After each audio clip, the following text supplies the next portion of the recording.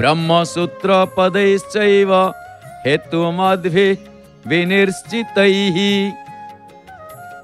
13 अध्याय 4 श्लोक कौन एठी कहउचंती ना एई जो क्षेत्र क्षेत्रज्ञर तत्व ऋषि मानक द्वारा विस्तृत भावरे कुहा जाइछि।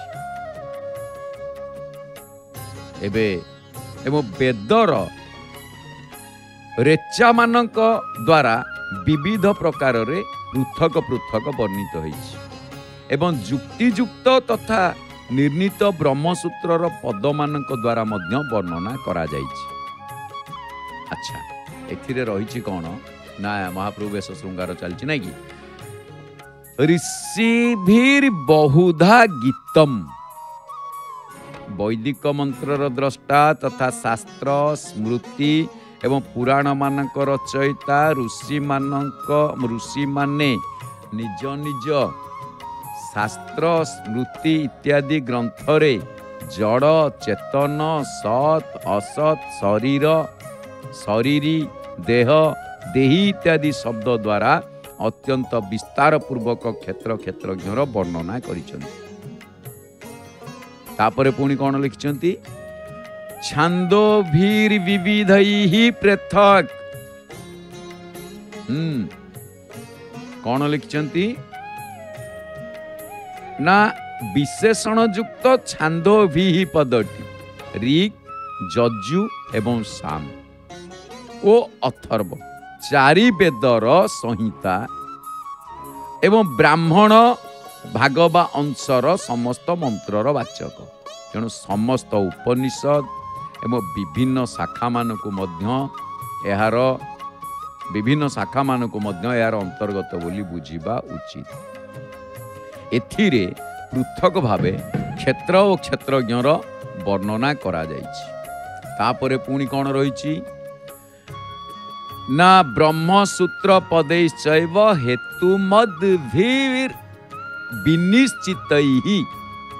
टिके क्लिष्ट अच्छी श्लोकटी तेबे अनेक युक्ति विशिष्ट सुनिश्चित ब्रह्मसूत्रर पद द्वारा मध्य क्षेत्र और क्षेत्रज्ञर तत्व वर्णना करा जाइछि।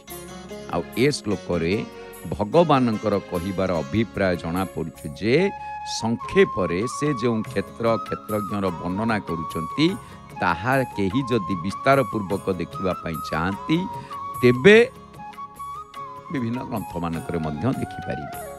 तेबे एठी ए जो कथाटी आपण देखुचंती क्षेत्र क्षेत्रज्ञ जोगरे 4 श्लोक 13 अध्याय केही केही कहंती देह भूमि होची जीवन क्षेत्र प्राणवायु होची जीवर कैदी आओ प्राण रूप गृहरे अपान व्यान उदान एवं समान नामक आओ 4 भाई अछंती। मन एमानकर मूलिया इंद्रिय बलद माने दिन राति विषय क्षेत्र को आकर्षण करुछंती। कथा बुझिले कि जोटा को आमे कहतिले अक्षेत्र जेबे बीज बुणे आ कर्तव्य अंकुर ध्वंस करी अन्याय रूपक मंजी जदि आमे बुणीबा एबा कुकर्मर प्रयास करिबा ताले उत्पन्न हब कोन पाप। अच्छा जीव कोटि कोटि जन्म धरी ता द्वारा भोग करिब दुख आउ शास्त्रादेश रूपक सूर्य किरण रे सत् कर्मर बीज वपन कले कोटि जन्म पर्यंत सुख लाभ होता। तापरे आउरी कथा कोन आउ केही केही कहंती एकथा हेई न पारे एई देह रूपी क्षेत्रर मालिक जीव नुहे जीव हेउची जणे प्रवासी आउ ये रास्ता रे बुलु बुलु कौन से एक देहर आश्रय नहीं आ प्राण हेउची एतिरे प्रहरी से जगी बसीची बोली देहरे चेतना रही। सांख्य शास्त्रकार माने जहाकू प्रकृति बोली आख्या देइछन तार वृत्ति विशेष होउची एई देह तेणु एई देह को क्षेत्र सहित तुलना करा जाइछि। सेपटे आमे मध्य दृश्य देखुचे 18 नळारू दर्शन करुचे आमे महाप्रभुଙ୍କ विशाल भव्य श्रीमंदिर। तेबे एई जो प्रकृति गृह रे कृषि कर्म पाई सकल उपादान रही तेणु प्रकृति निजे क्षेत्रर समस्त कार्य करे आ प्रकृति गर्भरु जात गुणत्रय 3 गुण प्रकृति गर्भरु किए से 3 गुण ना रज तम सत्य ये हेउचंती कृषि कार्यर मुख्य उपादान। रज गुण ତା ଦେହରେ କ'ଣ ହୁଏ ନା ବପନ କାର୍ଯ୍ୟ, ସତ୍ୱ ଦ୍ୱାରା ହୁଏ ରକ୍ଷଣାବେକ୍ଷଣ କାର୍ଯ୍ୟ। ଶସ୍ୟ ଆଦି ଯେମିତି ଶସ୍ୟ ପାଚି ଆସିବା ମାତ୍ରେ ଉପଯୁକ୍ତ ସମୟରେ ତମ ଗୁଣ କ'ଣ କରେ ଶସ୍ୟକୁ କାଟିଥାଏ। ଏଠି ବଢ଼ିଆ କଥା। ରଜ ହେଉଛି ଏଠି ଉତ୍ପନ୍ନ ପାଇଁକି, ଆଉ ସତ୍ୱ ହେଉଛି ପାଳନ ପାଇଁକି, ଏବଂ ତମ ଗୁଣ ହେଉଛି କ୍ଷେତ୍ରରୁ ଶସ୍ୟ କାଟିବା ପାଇଁ।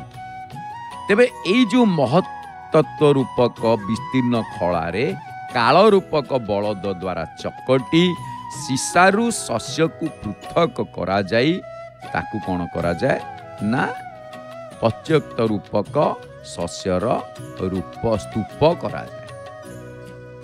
କୌଣସି ବୁଦ୍ଧିମାନ ବ୍ୟକ୍ତି ଏ ଯୁକ୍ତିକୁ ଖଣ୍ଡନ କରି କହିଥାନ୍ତି ଯେ ଏପରି କଳ୍ପନା ହେଉଛି ଅର୍ବାଚୀନ। ବାସ୍ତବରେ ପରାତତ୍ତ୍ୱ ନିକଟରେ ପ୍ରକୃତିର ସ୍ଥାନ ନାହିଁ। ଏହି କ୍ଷେତ୍ର ସମ୍ପର୍କରେ ମୋର ଉପଦେଶ ଗୁଡ଼ିକୁ ସ୍ଥିର ଭାବରେ ଶ୍ରବଣ କର। ଅବ୍ୟକ୍ତ, ଏ ଅବ୍ୟକ୍ତର ଶୟନ ମନ୍ଦିରରେ ପ୍ରଳୟ ଶଯ୍ୟାରେ ସୃଷ୍ଟିର ସଂକଳ୍ପ ଗାଢ଼ ନିଦ୍ରାରେ ଅଭିଭୂତ ହୋଇଥିଲା। ଅକସ୍ମାତ୍ ଏହାର ନିଦ୍ରା ଭଙ୍ଗ ହେଲା। ଅତ୍ୟନ୍ତ ଉତ୍ସାହୀ ହେଉଥିବାରୁ ତାର ଇଚ୍ଛା ରୂପକ ବା ଇଚ୍ଛାନୁରୂପ ସମ୍ପଦ ଲାଭ ହେଲା। ପରବ୍ରହ୍ମର ତ୍ରିଭୁବନ ଏହି ସଂକଳ୍ପର ଉଦ୍ୟମ ଫଳରେ ମୋର ବୋଲି ଅନୁଭୂତ ହେଲା। ସେ ମହାଭୂତର ବନ୍ଧ ବାନ୍ଧି ଭୂତ ଗୁଡ଼ିକ ବିଭାଗରେ ବିଭକ୍ତ ହେଲା। ପ୍ରଥମତଃ ଅଲଗା ଅଲଗା ପଞ୍ଚଭୂତକୁ ଗଠନ କଲା। ଯେଉଁ ଭୂମି ଅନୁର୍ବର ଥିଲା ତାହା ଉର୍ବର ହୋଇ ଉଠିଲା। ଏ କ୍ଷେତ୍ର ବା ଭୂମିରେ ଗମନାଗମନ ଲାଗି ସଂକଳ୍ପ ଯାହା ଶୂନ୍ୟ ପଥରେ ସୁନ୍ଦର ସୁଡ଼ଙ୍ଗ ନିର୍ମାଣ କଲା। ଏହି ସୁଡ଼ଙ୍ଗ ଦୁଇଟି ହେଉଛନ୍ତି ଜନ୍ମ ଆଉ ମୃତ୍ୟୁ। ମନୁଷ୍ୟ ଦେହର ଦୁଇ କୂଳରେ ଭଲ ଆଉ ମନ୍ଦ କର୍ମର ଦୁଇଟି ବନ୍ଧ। ଯେଉଁ ଆମର ଭଲ ଆଉ ମନ୍ଦ ଇଏ ଦୁଇଟି ହେଉଛନ୍ତି ବନ୍ଧ। ଜୀବନ ଆକାଶରେ ସଂକଳ୍ପର ଶାଖା ପ୍ରଶାଖା ଚାରିଆଡ଼େ ବିସ୍ତାର ଲାଭ କଲା। ଆଉ ସବୁ କର୍ମର ମୂଳ ହେଲା କ'ଣ ନା ଏହି ସଂକଳ୍ପ। ତେବେ ଦର୍ଶକ ବନ୍ଧୁ, ଶ୍ରୀମଦ୍ ଭଗବତ ଗୀତାଙ୍କର ଏଇ ଯେଉଁ ତ୍ରୟୋଦଶ ଅଧ୍ୟାୟ ଚତୁର୍ଥ ଶ୍ଲୋକକୁ ଆମେ ଆଜି ଏଇଠି ସାଙ୍ଗ କରିବା ନା କ'ଣ କହୁଛନ୍ତି? ତେବେ ପୁଣି ଆଗାମୀ ଅଧ୍ୟାୟରେ ତ୍ରୟୋଦଶ ଅଧ୍ୟାୟର ପଞ୍ଚମ ଶ୍ଲୋକ ଆମେ ଶ୍ରବଣ କରିବା। ଏବେ ଆସନ୍ତୁ ଆଗାମୀ ପର୍ଯ୍ୟାୟରେ ଶ୍ରବଣ କରିବା। ଏବେ ଆସନ୍ତୁ ଆଜି ଜାଣିବା